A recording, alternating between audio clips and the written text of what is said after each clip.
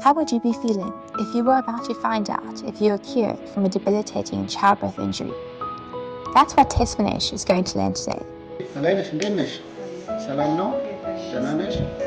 ስንት ቀን ሆነሽ አሁን ከተሰራለሽ? ነሻል ማለት ነው። ደስታሽን ግለጫ። እንዴት ነው? እንኳን ደስ አለሽ።